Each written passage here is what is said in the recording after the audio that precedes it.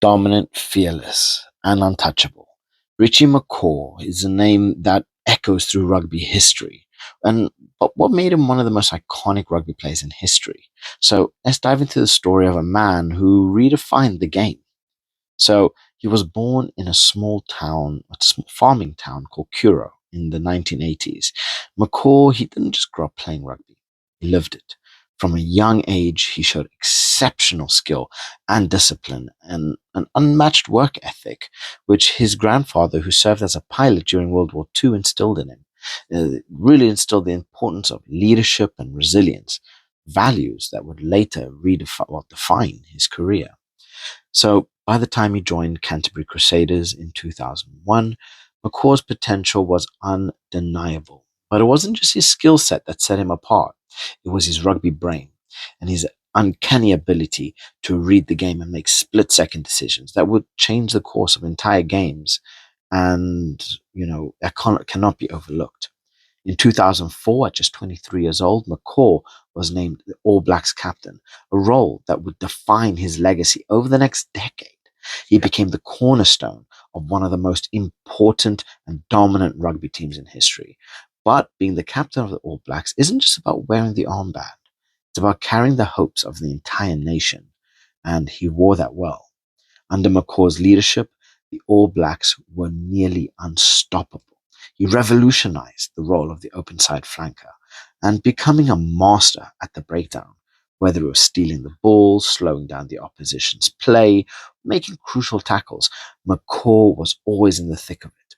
He played the game at the edge and sometimes even beyond it, and his ability to push the limits made him an absolute nightmare for referees and opponents alike, and he did that better than anybody else. While McCaw's career is filled with countless victories, his crowning achievements came on the rugby's biggest stage, the Rugby World Cup. In 2011, he led the All Blacks to a historic victory on home soil, ending a 24-year drought. 4 years later, he became the first captain in history to lift the Webb Ellis Cup twice, cementing his legacy as one of the greatest leaders the sport has ever seen.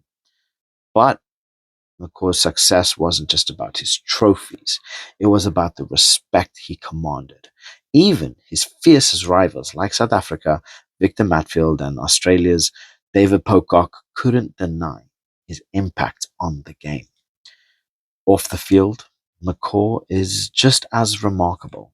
He's a qualified pilot. He took to the skies with pretty much the same precision that he brought to rugby. And he's also a philanthropist using his platform to give back to the community and really inspire future generations. So, now we ask, what makes Ritchie McCaw the greatest rugby player of all time? Is it the 148 caps or the 10 rugby championships? Maybe it's his just ridiculous consistency. I mean, he won like 89% of all the games that he played for the All Blacks. Or maybe it's his leadership, his humility, and even his ability to inspire a nation every time he walked onto that pitch.